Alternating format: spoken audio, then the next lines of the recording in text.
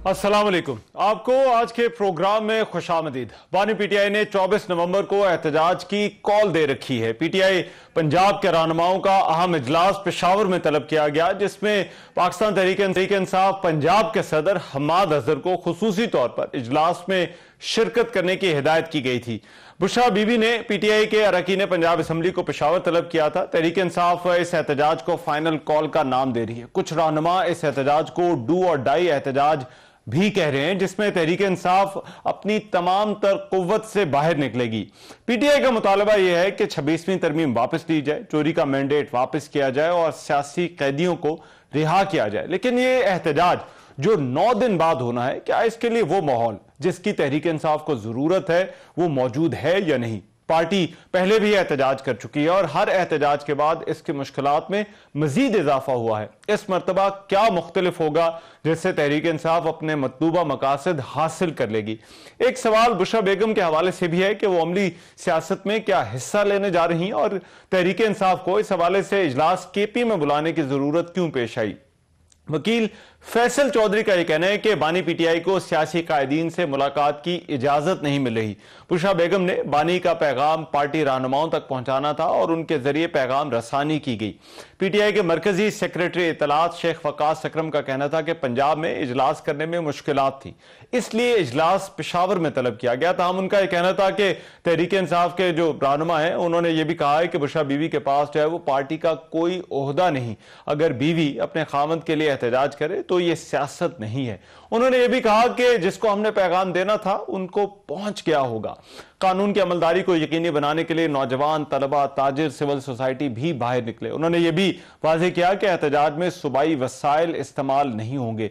गुज़िश्ता रोज वज़ीर आला पंजाब मरियम नवाज का यह कहना था कि पीटीआई का काम ही एहतजाज करना है और गलत काम करेंगे तो गिरफ्तारी होगी।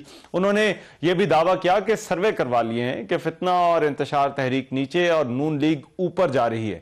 अब पाकिस्तान तहरीक इंसाफ का जो एहतजाज है इसको लीड कौन करेगा? क्या मुख्तलिफ होगा? क्या पार्टी एक पेज पर है या नहीं? और ये जो सवाल पूछा जा रहा है पार्टी से कि मौजूदा सूरत हाल में फाइनल कॉल देनी चाहिए थी या नहीं, इस पर प्रोग्राम में बात होगी। शोएब शाहीन साहब सीनियर रहनुमा है पाकिस्तान तहरीक इंसाफ के, वो मेरे साथ मौजूद है, उनसे इस हवाले से बात करते हैं। शोएब शाहीन साहब, बहुत शुक्रिया आपके वक्त का। शोएब शाहीन साहब, क्यों पार्टी को, पार्टी रहनुमाओं को, इमरान खान को लग रहा है कि ये फाइनल कॉल है? देखिए, एक बात तो तय है कि इस वक्त तमाम रास्ते मसदूद कर दिए हैं इस मौजूदा कठपुतली हुकूमत ने, एस्टैब्लिशमेंट ने, करप्ट ब्यूरोक्रेसी ने और इलेक्शन कमीशन ऑफ पाकिस्तान ने। जो वाहिद एक इंसाफ के निज़ाम का रास्ता रह गया था जिसकी तरफ लोग एक आस और उम्मीद की निगाह से देखते थे, 26वीं तरमीम के जरिए उसको भी बंद कर दिया गया। अब कोई ऑप्शन बाकी नहीं है पॉलिटिकल पार्टीज के पास, स्पेशली पीटीआई के पास, कि वो बाहर निकलें, अवाम को कॉल दें, अवाम के हुकूक के तहफ़्फ़ुज़ के लिए, मैंडेट की वापसी के लिए वो पब्लिक को कहें, रिक्वेस्ट करें कि वो सारी बाहर निकले। वजह यह है कि देखें, ये हक के हुक्मरानी अवाम का है और उस हक के हुक्मरानी के ऊपर जिस तरह डाका डाला गया है 8 फरवरी को और जिस अंदाज से केसेस को चलाया जा रहा है कि यानी जो रिटायर्ड हैंड पिक्ड अपनी मर्जी के जजेस हैं और काजी फाइसा की सहूलतकारी के जरिए इस मुल्क के ऊपर जिस अंदाज से ये मुसल्लत किए गए हैं कठपुतली, और उसके बाद जो मुसलसल पिछले 9 महीने 10 महीने का ट्रैक रिकॉर्ड है इन लोगों का, तो उसके बाद तो ऑप्शन बाकी सिर्फ ये है कि हम एहतजाज के लिए निकलें, अवाम को निकालें, अवाम को उनके हुकूक को वापसी के लिए जिद्दोजहद करें, लेकिन तमाम सेक्टर्स ऑफ सोसाइटी को कहें कि जी वो आए और अपने। लेकिन शोएब शाहीन साहब, जो तवक्कुआत हैं जो आपकी अपनी लीडरशिप की या इमरान खान की या पार्टी वर्कर की, वो बहुत ज्यादा बढ़ नहीं जाएंगी जब इसे फाइनल कॉल या डू और डाई एहतजाज का जो है वो नाम दिया जाता है, या इस हवाले से ये तासुर बनाया जाता है? देखिए, ऑप्शन खत्म हो गए ना। मैंने कहा ऑप्शन अगर होते तो हम शायद एक प्रोटेस्ट करते हैं, माजी में करीब में हम करते रहे, एक जलसा किया, एक प्रोटेस्ट किया, इधर उधर रास्ते में गए। अब तो सारे रास्ते मसदूद हो गए ना, तो इसलिए हमने फाइनल कॉल कह के, इमरान खान साहब ने इसको कह के पूरी कौम को रिक्वेस्ट की है कि जी वो बाहर निकले। और आपने देखा है कि जब तक के इस तरह की सिचुएशंस जिन जिन मुल्कों में हुआ करती है उसका फिर अंजाम ऐसे ही होता है जैसे बांग्लादेश में हुआ या बाकी मुल्कों में हुआ। तो इंशाल्लाह ताला हमें उम्मीद है कि ये रिजेक्टेड लोग जिस तरह मुसल्लत किए गए ये भाग जाएंगे या हटा दिए जाएंगे, या अच्छा। कम से कम जो हम मैंडेट की वापसी का जो एक तरीकाकार है, हमने जो एहतजाज के जरिए उनको वापस करने का तरीका और हाँ। मुतालबा कर रखा है। लेकिन देखिए अभी शोएब शाहीन साहब, हुकूमत को अभी कोई ऐसा कोई इमीडिएट खतरा तो नजर नहीं आ रहा। जिस माहौल की बात हो रही है, या जो माहौल एक ऐसी फाइनल कॉल्स के लिए देखा जाता है कि कहीं कोई इस्टेब्लिशमेंट से उनके मामलात खराब हो, कोई अदलिया की तरफ से जो है वो ऐसा कोई जो है वो हुकूमत के ऊपर जो है वो कोई केस ऐसा हो, और फिर या फिर जो है वो और कोई मामलात होते हैं, लेकिन फिलहाल ऐसा कोई खतरा हुकूमत के सामने नजर नहीं आ रहा। तो आपको इसके बावजूद भी लगता है कि ये जो एहतजाज है ये हुकूमत को चलता कर देगा? देखें, अदलिया के निज़ाम के ऊपर हमें पूरा यकीन हो और अदलिया के निज़ाम को चलने दिया जा रहा हो तो शायद तो फिर हमें एहतजाज की भी जरूरत ना पड़े, क्योंकि मुनसिफ जो है वो इंसाफ दे दें, हमारा मैंडेट चोरी शुदा वापस कर दें, रूल ऑफ लॉ कायम कर दें, निज़ाम इंसाफ कायम कर दें, बेगुनाह कैदियों को रिहा कर दें, तो फिर तो शायद और 26वीं तरमीम के खिलाफ पिटीशन लगा के फुल कोर्ट बैठ जाए और उसको डिसाइड कर दे। तो मेरा ख्याल है कि हमारे तो बहुत सारे ऑप्शंस जो हैं वो प्रोटेस्ट की बजाय हमारे तो मसाइल हल हो जाएं। लेकिन अब इस वक्त तो सिचुएशन ऐसी हो गई है, वो घुटन का माहौल है कि एस्टेब्लिशमेंट ने वो सारे इन कठपुतलियों को मुसल्लत किया। इन कठपुतलियों ने उन सर्विसेज चीफ की एक्सटेंशन कर दी 3 से 5 साल, फिर उसी इलेक्शन कमीशन जो जराइम की आमाजगाह बना हुआ है फिर उनकी एक्सटेंशन कर दी इनडायरेक्ट वे के जब तक नया नहीं आएगा ये कंटिन्यू करेंगे। और जिस तरीके से वो सहूलतकारी सारी एक दूसरे को सारे मिलके कर रहे हैं, इसके बाद तो कोई ऑप्शन नहीं है कि अवाम उठ खड़ी हो, क्योंकि सारे रास्ते इन्होंने मसदूद कर दिए। लेकिन और हमने देखा है कि एहतजाज के बाद बजाय इसके कि वो आपके मकासद हासिल हो, आप लोगों के लिए मुश्किलात बढ़ जाती हैं, मजीद केसेस बन जाते हैं, पकड़ धकड़ शुरू हो जाती है। तो इस मरतबा फिर क्या मुख्तलिफ होगा कि आपको लगता है कि ये जो आपके जो मकासद हैं या जो टारगेट है वो तहरीक इंसाफ अचीव कर लेगी? रहमान साहब, इसके अलावा इससे ज्यादा और क्या करेंगे? मैं आपको मिसाल देता हूं कि यहाँ इस्लामाबाद का जलसे संगजानी में हुआ, पहले 3 दफा हमने कैंसिल किया, हमने भी हालांकि आखिरी जलसा हम नहीं करना चाहते थे 22 जुलाई को, खान साहब ने वो भी कर दिया।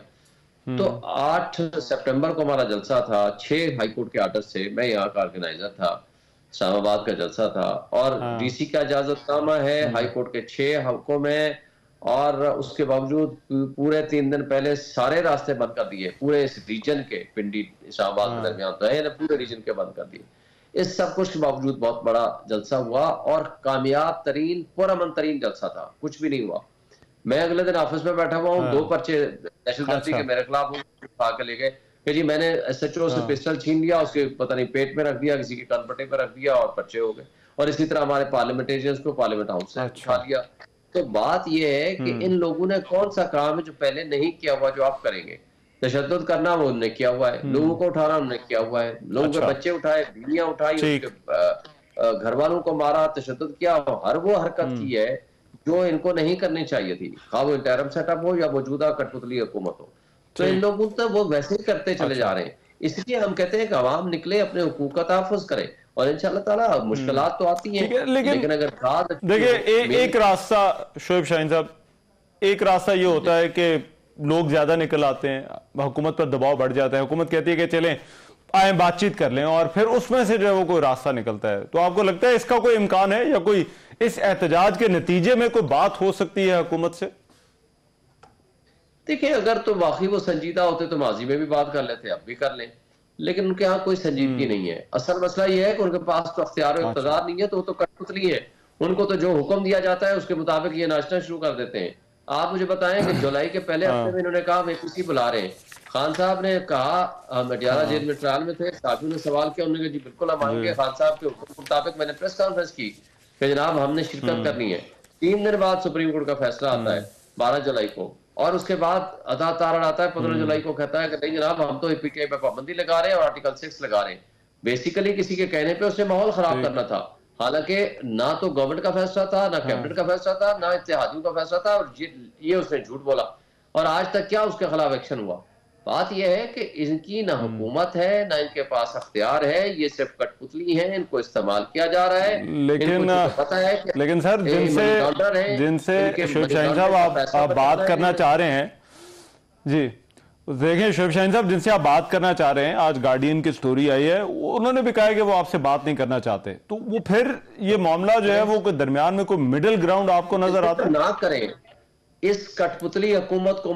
किसको पता है, नहीं पता कि एस्टैब्लिशमेंट ने मुसल्लत किया है, किसको नहीं पता कि ये 26वीं तरमीम जिस तरीके से पास हुई है उसमें इन कठपुतलियों का क्या रोल था और एस्टैब्लिशमेंट का क्या रोल था, और उन्होंने किस तरीके से इनको रात की तारीकी में जिस तरह 6 बिल पास कराए हैं और जिसके जरिए जजेस की तादाद बढ़वाई है और जिस तरह अपनी सर्विसेज चीफ की मुद्दत बढ़ाई है, ये सारा मिली भगत करके कर रहे हैं। नहीं करना चाहते ना करें भाई, आइन है इस मुल्क में। क्या 25 करोड़ आवाम को आपने जरिया पर तो नहीं कर देना, उनको गुलाम तो नहीं बना के रखना ना।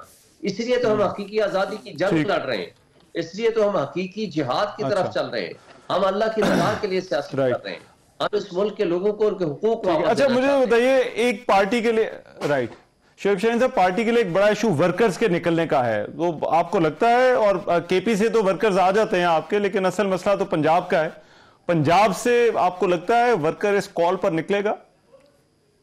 देखिए मेरा ख्याल है पूरे पाकिस्तान से निकलेगा, वर्कर भी निकलेगा, अवाम भी निकलेगी। इस दफा हमारा जो रिक्वेस्ट है अवाम से है, वर्कर ने तो निकलना ही निकलना है इंशाल्लाह। हमारी अवाम से रिक्वेस्ट है, तमाम सेगमेंट्स ऑफ सोसाइटी से रिक्वेस्ट है। हम ये कहते हैं अपने हुकूक के लिए निकलो, सिर्फ हमारे लिए नहीं, आप अपने हक के लिए, हक के हुक्मरानी अवाम का है, अवाम अपना हक वापस ले, अवाम इस मुल्क में आइन और कानून की बालादस्ती के लिए आए, अवाम रूल ऑफ लॉ के लिए स्ट्रगल करे, और इस स्ट्रगल में हमारे साथ शामिल हो। तलबा निकले, यूथ निकले, इसलिए कि उनका मुस्तकबिल खतरे में है, और बिजनेसमैन निकले इसलिए कि उनके लिए ऐसा माहौल नहीं है कि यहाँ वो बिजनेस कर सकें। लिहाजा इस अशराफिया, सो कॉल्ड अशराफिया कहें या बदमाशिया कहें, जो मुसल्लत किया गया है, इनसे छुटकारा हासिल करने का वाहिद तरीका यह है कि अवाम, पब्लिक, लोग, हर सेगमेंट्स के लोग निकले। राइट, ठीक है, राइट। बहुत शुक्रिया शोएब शाहीन साहब हमारे साथ पहुंचे और वो बात कर रहे थे पाकिस्तान तहरीक इंसाफ के एहतजाज के हवाले से, और तहरीक इंसाफ ने इस एहतजाज की कॉल दे रखी है। अब देखिए, ये तहरीक इंसाफ का भी बड़ा इम्तिहान है, और फिर आम बात यही कि जो तहरीक इंसाफ हासिल करना चाहती है इस एहतजाज से, क्या वो हासिल कर सकेगी या नहीं कर सकेगी। प्रोग्राम में भी एक ब्रेक शामिल कर रहे हैं, वापस आ रहे हैं तो बात होगी जो हेल्थ इमरजेंसी लगाई गई है, स्मॉग का मसला, इसके क्या जो है वो जो इक़दाम उठाए जा रहे हैं, क्या उनसे कोई फायदा होगा या नहीं, इस पर बात होगी प्रोग्राम में इस ब्रेक के बाद।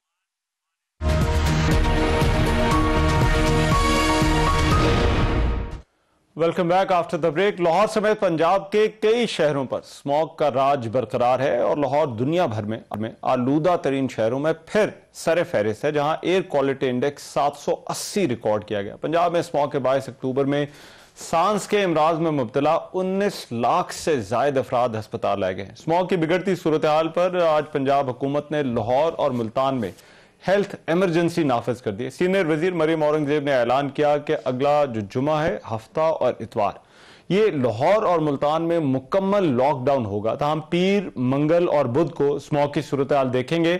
अगर सूरत हाल खराब हुई तो लॉकडाउन पहले कर दिया जाएगा। उनका यह भी कहना था कि लाहौर और मुल्तान में कंस्ट्रक्शन साइट्स पर जो है वो हर तरह की पाबंदी लगाने का फैसला किया गया। सूबाई वजीर ने कहा कि डिटॉक्स लाहौर के नाम से कैंपेन लॉन्च कर रहे हैं। स्कूल को जो स्कूल्स हैं उनको मजीद बंद करने का प्लान जो है वो बन रहा है।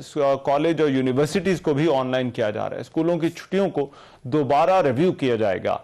उनका यह भी कहना था कि धुंध का सीजन भी शुरू हो गया है और AQI जो लेवल्स हैं, जो इंटरनेशनल स्टैंडर्ड, उसके मुताबिक जो है वो ये बहुत ज्यादा खतरनाक है। इस वक्त स्मॉग एक नेशनल डिजास्टर है जो हेल्थ क्राइसिस में तब्दील हो चुकी है।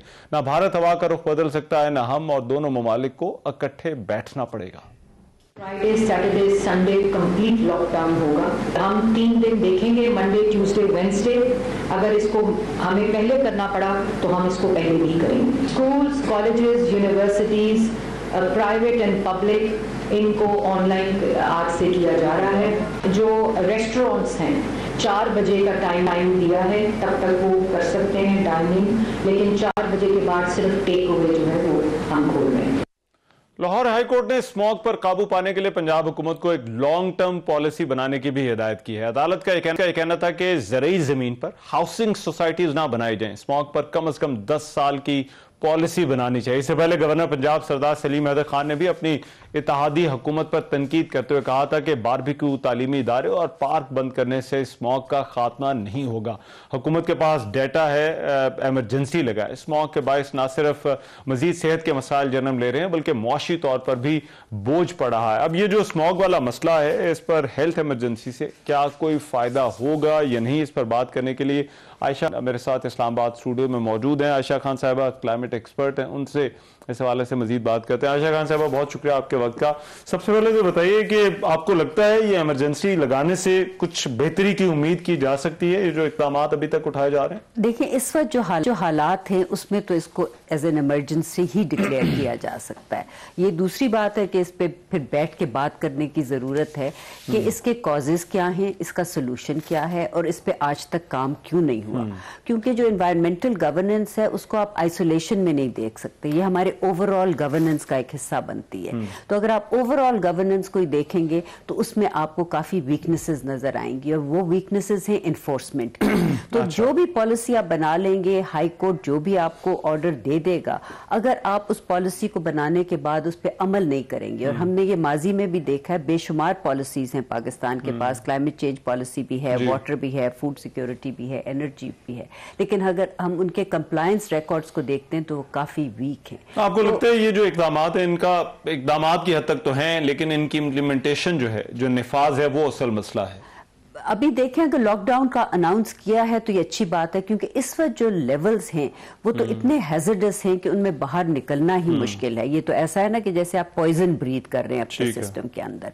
लेकिन पूछने वाली बात यह है कि ये आज तो नहीं हुआ, ये क्लाइमेट चेंज की तरह कोई स्लो या सडन ऑनसेट इवेंट तो नहीं है। हमें तो आदत हो गई है कि इसको अब हम as a 5th season accept करने लगे हैं, कि हम कहते हैं स्मॉग सीजन शुरू होने वाला है अक्टूबर नवंबर में और ये चलेगा फरवरी तक। और ये आज की बात नहीं है, ये तो 2015 से आप इस सिलसिले को देख रहे हैं कि ये वर्सन होता जा रहा है। लेकिन ये लॉकडाउन जो है ये तो इससे पहले भी लगते रहे हैं, तो क्या इनकी इफेक्टिवनेस वो क्यों नहीं है जो होनी चाहिए? या एक लॉकडाउन के बाद, देखिए अब ये दो तरह से ना, एक शॉर्ट टर्म आपके मेजर्स हैं, लॉन्ग टर्म में, चलें लॉन्ग टर्म पे तो बाद में आते हैं। शॉर्ट टर्म में ये लॉकडाउन जो है वो किस तरह से ज्यादा इफेक्टिव बनाए जा सकते हैं? देखिए, शॉर्ट टर्म में अगर आप कोविड के दिनों पे चले जाएं तो आप देखते हैं कि वही लाहौर जिसकी, और लाहौर में इस वक्त आपको ज्यादा महसूस होता है क्योंकि एटमॉस्फेरिक कंडीशंस ऐसी हैं, कोल्ड और विंटर और पोस्ट मानसून एटमॉस्फेरिक मॉइस्चर जो होता है उसकी वजह से आपकी विजिबिलिटी और जो पार्टिकल्स हैं वो सस्पेंडेड होते हैं एटमॉस्फेयर में। लेकिन आप किसी भी वक्त जाके लाहौर की एयर क्वालिटी देख लें, विजिबिलिटी शायद इफेक्ट नहीं हो रही लेकिन एयर क्वालिटी खराब है। तो इस पे आपने एक लॉन्ग टर्म पॉलिसी बनानी है। हाई कोर्ट सही कह रहा है, आपको कोई 10-15 ईयर लॉन्ग पॉलिसी बनानी है और इसमें तमाम पॉलिटिकल पार्टीज को बैठ के कंसेंसस बिल्ड करना है कि जिसकी भी हुकूमत होगी ये पॉलिसी आगे लेके। असल मसला तो देखिए इसमें ट्रांसपोर्ट का है, जितनी भी इस पर जो है वो स्टडीज हुई हैं, बाकी तो तमाम चीजें हैं, इंडस्ट्रियल भी है, फसलों का जलाना भी है, वैसे एक आलूदगी जो वैसे है वो भी है, लेकिन असल मसला ट्रांसपोर्ट का है, उसका क्या करें? लेकिन ट्रांसपोर्ट का मसला क्यों है? क्योंकि हम स्मॉग चेक नहीं करते। बाकी दुनिया में भी ट्रांसपोर्ट है, व्हीकल्स हैं, उनकी भी एमिशंस और शायद यहाँ से बहुत ज्यादा जो है वो गाड़ियां हैं कंट्रोल करते हैं। अब आप चाइना को देखें, आज से 10 साल पहले चाइना में कितना स्मॉग का इशू था, उन्होंने उसको कंट्रोल कर लिया। अब लॉस एंजलिस की तरफ चले जाएं, वहां पे कितना ज्यादा स्मॉग का इशू था।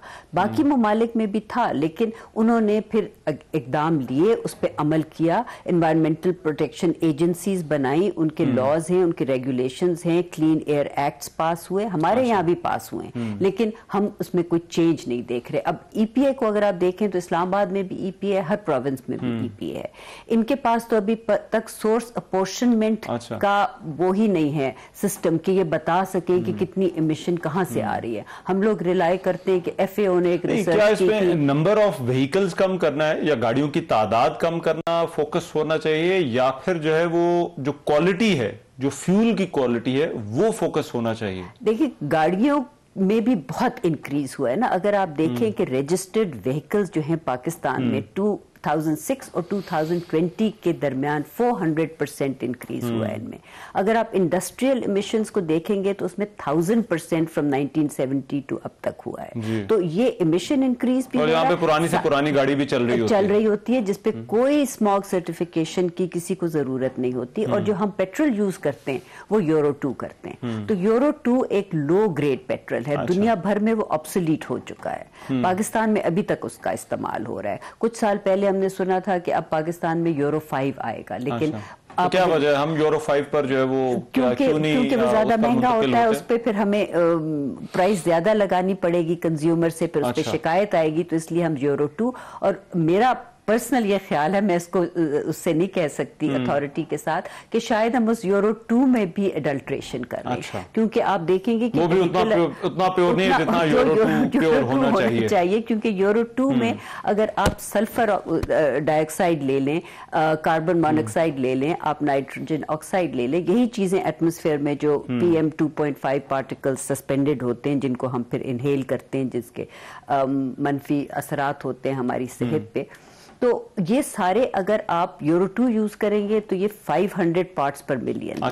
अगर आप यूरो 5 करेंगे तो ये 10 है। तो इसका मतलब है कि आप 50% ज्यादा खराब चीज इस्तेमाल कर रहे हैं। तो फिर हमें हैरत क्यों होती है कि हमारे एटमॉस्फेयर और हमारी एयर क्वालिटी। और लॉन्ग टर्म आपको क्या लगता है, क्योंकि ये तो 10-12 साल से एक ऐसा मसला चल रहा है, बल्कि इससे भी ज्यादा, अब तो ये एक ऐसा इशू है और इसमें कई हुकूमतें आ गई हैं, तीसरी हुकूमत है, लेकिन मामला जो है वो वैसे का वैसे ही है। तो क्या इसमें कुछ गुंजाइश है या कुछ हो सकता है, या कोई हुकूमतें ऐसी लॉन्ग टर्म पॉलिसी इस वक्त फोकस किस चीज पर करने की जरूरत है? देखिए, ये तो हुकूमतों पे डिपेंड करता है। आप किसी एक हुकूमत को इल्जाम नहीं दे सकते, क्योंकि आप पिछले 15-20 साल से देख लें तो ये फिनोमिना आपके सामने है और ये वर्सन होता जा रहा है। तो इसमें मेरा ख्याल है सब पे ब्लेम जाता है कि किसी ने इसको अपना प्रायोरिटी एजेंडा नहीं बनाया कि हमें क्लीन एयर जो है वो हर सिटीजन का हक है। आप पानी की तरफ भी आ जाएं, क्लीन ड्रिंकिंग वाटर जो है वो किसको पाकिस्तान में मिलता है। तो ये चीजें जो हैं इस पे पॉलिटिकल कंसेंसस बनाने की जरूरत है,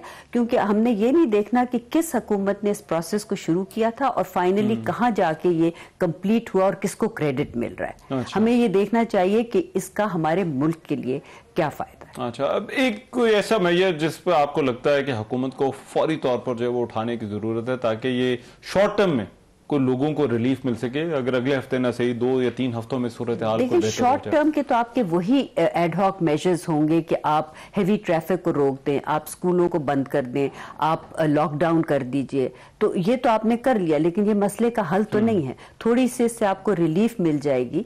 बारिश अगर हो जाती है तो उससे वो कोएगुलेशन के थ्रू सेटल हो जाएगा एटमॉस्फेयर। लेकिन ये जो बात हम करते हैं ना कि ये एयर इधर से जाती है उधर, उधर से आती है इधर, तो इस साल अगर आप मेट डिपार्टमेंट में जाके डेटा देखेंगे तो एटमॉस्फेयर बिल्कुल स्टिल है।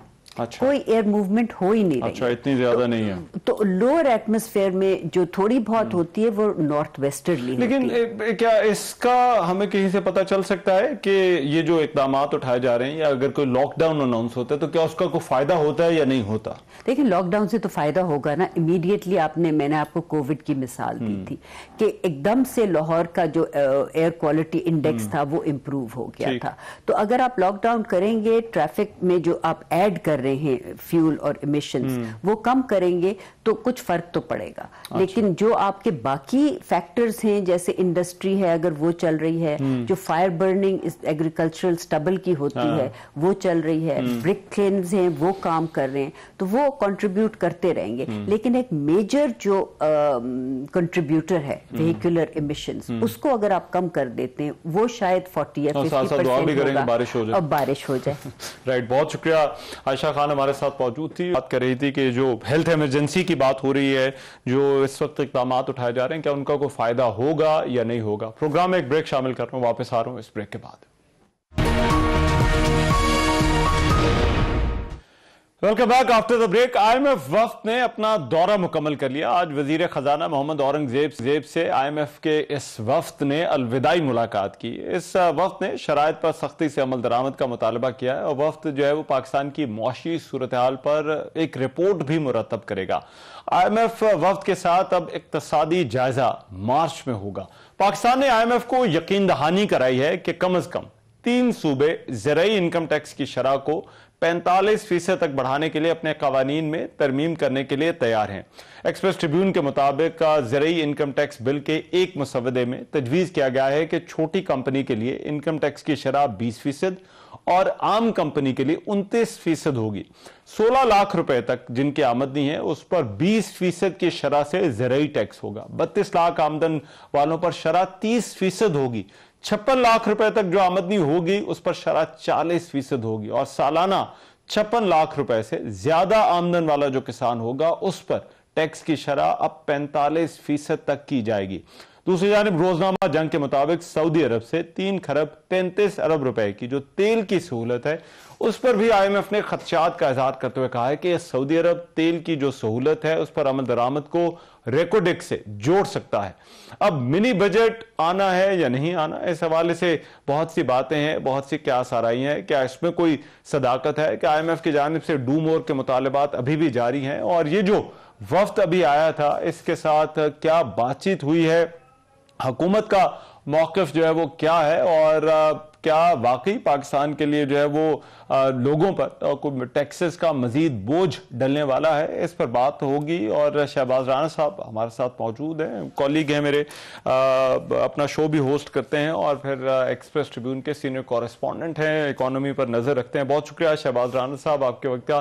शहबाज राना साहब, सबसे तो ये जो मिनी बजट की बात हो रही है क्या वाकई और ये जो क्या सराइयां हैं इस वक्त, क्या वाकई कोई मिनी बजट आ सकता है या आ रहा है? देखिए, कोई क्या सराई इसमें नहीं है।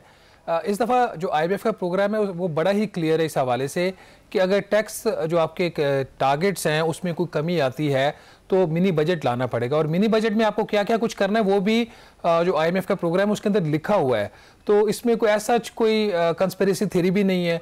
अब सवाल इसमें सिर्फ ये है वो कि ये कितना बड़ा शॉर्टफॉल होगा पूरे साल में और कितने 100 अरब रुपए के आपको इकदाम लेने पड़ेंगे और लास्टली ये मिनी बजट कब आएगा। क्या ये फौरी आएगा या ये कि दिसंबर के जो नंबर्स आएंगे टैक्स कलेक्शन के उसको देखने के बाद आएगा? This is the only question. और ये जो मिशन भी आया अचानक, इसको ये तो स्केड्यूल विजिट था जो हम 12 बात कर रहे हैं। अगर ये सारी चीजें एज पर प्लान चल रही होती उनको यहाँ पे आने की जरूरत ही नहीं थी। जो कंफ्यूजन पैदा हुई है ना, जो आप कॉन्ट्राडिक्टरी स्टोरीज की बात कर रहे हैं, वो कुछ खबरें चली थी जी कि मिनी बजट नहीं आ रहा। ये ख्वाहिश है हुकूमत पाकिस्तान की। जहां तक IMF की बात है, उन्होंने तो इस हवाले से अपना जो जहन है कि मिनी बजट लाना है या नहीं लाना और कब लाना है, जब ये खबरें छपी तब तक उन्होंने हुकूमत पाकिस्तान के साथ अपना माइंड ही शेयर नहीं किया। ये जो ये जो बजट, ये जो वफ्द है IMF का वफ्द, इनसे जो अभी बातचीत हुई है इस हवाले से क्या खबरें हैं, किन अमूर पर जो है वो बातचीत हुई है और फिर जो खदशात कह लें, तहफ़्फ़ुज़ात कह लें, वो क्या है? और ये भी कहा जा रहा था कि एनर्जी सेक्टर के हवाले से जो है वो उनके कुछ तहफ़्फ़ुज़ात थे, तो उस पर क्या बात हुई है? देखिए, दौरा तो आज खत्म हो गया उनका। इसके हवाले से अभी तक जब हम बात कर रहे हैं कोई बाकायदा स्टेटमेंट IMF की तरफ से नहीं आई। हम एक्सपेक्ट कर रहे हैं कोई ना कोई स्टेटमेंट, पता नहीं वो कब देते हैं, वापस वाशिंगटन पहुंच के देते हैं जो उनकी एक प्रैक्टिस है माजी की, या वो 2-3 दिन बाद देते हैं या अभी दे देते हैं, इस पर कोई क्लैरिटी नहीं है। इस दफ़ा एनर्जी जो था उस तरीके से कंसर्न नहीं था IMF का। उसकी वजह है कि जो पहली छमाही के अहदाफ थे सर्कुलर डेट में इजाफे के, वो हासिल इन्होंने गवर्नमेंट ने कर लिए थे। और एनर्जी से ज़्यादातर जो डिस्कशन थी वो इन चीज़ों के ऊपर थी कि जो बिजली की पैदावार है या उसकी पैदावार तो नहीं, उसकी जो खपत में कमी हो रही है, डिमांड पाकिस्तान में कम हो रही है, लोग कंज्यूम नहीं कर रहे क्योंकि वो सोलर पैनल्स पे शिफ्ट हो गए हैं। तो उस जो कंजम्पशन में कमी हो रही है नेशनल ग्रिड से, उसको बढ़ाने के लिए क्या किया जाए। और बाकी जो ऑब्वियस बात थी बात करने वाली, वो तो मिनी बजट के हवाले, मिनी बजट कहें या ना कहें, टैक्स रेवेन्यूज में जो शॉर्टफॉल आ रहा है उसके हवाले से थी। आ रहा है तो क्यों आ रहा है, आगे क्या करना है, क्या किया जा सकता है। और दूसरा ये कि जो नए गैर मुल्की कर्जे लेने उसके क्या मसाइल, और सूबों के साथ जो एक नेशनल फिस्कल पैक्ट जो साइन हुआ था उसके ऊपर किस हद तक अमल दरामद करना। तो ये 3 बड़े एरियाज थे जिसके ऊपर IMF ने 5 दिन बात की है। ठीक है। और ज़राई टैक्स के हवाले से क्या अपडेट है? पंजाब से तो हमने देख लिया, वो बिल आ गया, लेकिन बाकी सूबों के हवाले से क्या इतला है? और फिर ये कि ज़राई टैक्स में अभी तो जो कुछ आ रहा है सामने, क्या वैसा ही है और इससे भी को बढ़कर जो है वो कोई इकदाम उठाए जा सकते हैं या नहीं? देखिए, जहाँ तक पंजाब की बात है, इस पे मैं रहमान साहब इंफॉर्मेशन विद होल्ड कर रहा हूँ कोई 2 घंटों के लिए। तो हम आज के प्रोग्राम इसके ऊपर रात को काफी डिटेल में बात करेंगे। वो पहला स्टेप जरूर है, but that is not the objective of the IMF। Objective से वो काफी पीछे इस हद तक हम बात कर सकते हैं। सूबों के हवाले से मुझे जो IMF की अभी तक अप्रोच लग रही है ना, और ये जो 5 दिन उन्होंने यहाँ पे बैठ के बात भी किया और तमाम सूबाई हुकूमतों से इस्लामाबाद में बैठ के बात की है, सूबों के हवाले से वो ग्रेजुअल अप्रोच ले रहे हैं। वो कह रहे हैं कि अभी इनको ग्रेजुअली सिस्टम के अंदर लेके आओ। अभी तो सूबे जो है ना, आपको पता है, वो तो उनकी आदत ही नहीं है ना IMF को जवाब देने की। उनका सिर्फ एक इशू होता था पिछले प्रोग्राम्स के अंदर कि जो कैश सरप्लस उन्हें कितना देना और कितना नहीं देना, इतनी बात होती थी। इस दफा तो कोई 10 से 12 शराइत हैं सूबों से रिलेटेड, तो उस पर जो भी प्रोग्रेस होगी, चाहे वो जो हदफ है उससे कम ही है, उसको अप्रिशिएट किया जाएगा। तो सूबों के ऊपर इतना दबाव नहीं आएगा जितना यहाँ पे वफाक के अंदर दबाव आएगा। ये जो शॉर्टफॉल जिसकी आप भी बात कर रहे थे FBR की तरफ से, क्या बताया जा रहा है? कोई फाइनल नंबर हमारे पास जो है वो कोई एक्सपेक्टेड है कि कितना हो सकता है, ये गैप कितना है जो इस वक्त टैक्स रेवेन्यू का देखा जा रहा है, और फिर इसकी वजूहात अभी तक जो है वो क्या है? ये पहले कोई 6 माह का जो वो शॉर्टफॉल देख रहे हैं, जिसमें एंड दिसंबर का नंबर है, वो कुछ 350 अरब रुपए के करीब देख रहे हैं। अभी कोई 190 अरब का हो चुका है 4 माह में, और मजीद 2 माह रहते हैं, तो 350 अरब रुपए का शॉर्टफॉल है। अब इसकी जो वजूहात है, अब हुकूमत की तरफ से जो वजूहात है, या खासतौर पर FBR की तरफ से, चूंकि पाकिस्तान की इकॉनमी की जो ग्रोथ है, खासतौर पर जो बड़ी सनतें हैं उसमें ग्रोथ उस तरीके से नहीं आ रही जब टैक्स का हदफ सेट करते हुए रखा था, वो वाली ग्रोथ ना होने की वजह से मसला आ रहा है। फिर दरामदाद इनका ख्याल है कि वो डबल डिजिट में ग्रो करेंगे, 16-17%, वो कोई 7% दरामदाद में इजाफा हुआ है, ये वजह है। फिर वो कह रहे हैं कि जी बाकी जो मैक्रो इकोनॉमिक एग्जम्पशंस थी वो ठीक नहीं बैठी, उसमें मसले हैं, तो इस वजह से जो है हमारे अहदाफ है वो हासिल नहीं हो रहे। लेकिन ये कंप्लीट स्टोरी नहीं है, ये हाफ स्टोरी है। कंप्लीट स्टोरी है कि इन्होंने कुछ इन्फोर्समेंट के मेजर्स भी लेने थे, कुछ पॉलिसी मेजर्स लेने थे, वो इन्फोर्समेंट इन्होंने उस तरीके से की नहीं है, खासतौर पर ताजरों के हवाले से। और जो एक इनका रियल एस्टेट के ऊपर प्रॉपर्टी की वैल्यूएशन इन्होंने 1 जुलाई से करनी थी, वो इन्होंने गालबन की है 1 अक्टूबर से, तो या बल्कि उससे भी लेट। तो इस किस्म की चीजें होने से इनके जो है शॉर्टफॉल आ रहा है। अब इसमें देखना यह है कि जब IMF की स्टेटमेंट आ जाती है, जब भी वो आती है, और तब पता चलेगा। और फिर क्योंकि ये जो मिशन है था रहमान साहब, वो उस तरीके का मिशन नहीं था जिसके बाद एक लंबी लिस्ट इनको पकड़ाई जानी थी और कहना जी करोगे तो फिर अगली बात होगी। ये वो मिशन था जिसने एक पहले लिस्ट दी हुई थी, उसके ऊपर अमल दरामद नहीं हो रहा था, इसलिए वो भागे हैं, पाकिस्तान पहुंचे हैं। तो उसमें अगर मिनी बजट भी है, वो भी लिखा हुआ किताब में। तो ये सवाल नहीं है कि मिनी बजट नहीं आएगा, सवाल ये है कि कब आएगा और कितना आएगा। अच्छा, ठीक है, बहुत शुक्रिया। शहबाज राना हमारे साथ मौजूद थे, सीनियर कॉरेस्पॉन्डेंट, बात कर रहे थे, और उनका भी ये कहना था कि IMF के हवाले से जो सूरत हाल है, जो मिनी बजट की बात हो रही थी, उसमें ऐसा लग रहा है कि ये सूरत हाल बड़ी वाज़ेह है, और एक वाज़ेह तौर पर जो है वो एक रेवेन्यू का गैप मौजूद है, जो टैक्स की रेवेन्यू की कलेक्शन है, और उस गैप को पूरा करने के लिए IMF की तरफ से भी यही कहा गया है कि मजीद टैक्सेस जो है वो लगाना होंगे। और पाकिस्तान और IMF के दरमियान जो बातचीत थी वो भी मुकम्मल हुई है अब से कुछ देर पहले, और वजीर खजाना के साथ भी उन्होंने आज अलविदाई मुलाकात की, और उसमें जो सबसे अहम बात यह थी कि पाकिस्तान की तरफ से 1 जनवरी से ज़रूरी टैक्स लगाने की भी यकीन दहानी करा दी गई है। तो अब देखना सिर्फ यह है कि कितना जो है वो टैक्स लगता है और फिर ये कब लगाया जाता है। प्रोग्राम में भी एक ब्रेक शामिल करें, वापस आ रहे हैं इस ब्रेक के बाद।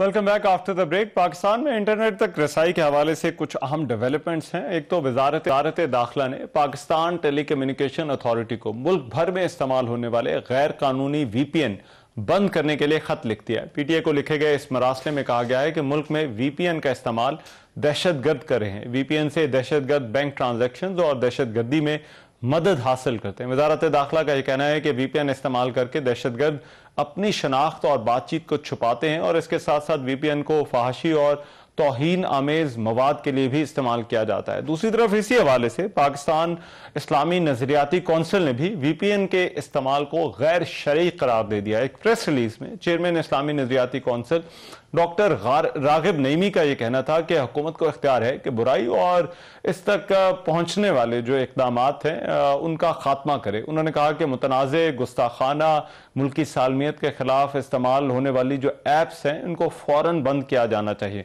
चेयरमैन इस्लामी नजरियाती कौंसिल ने मजीद कहा कि गैर इखलाकी, गैर कानूनी अमूर तक रसाई के लिए इस्तेमाल जो सॉफ्टवेयर होता है वो शरन वो उसका इस्तेमाल दुरुस्त नहीं है।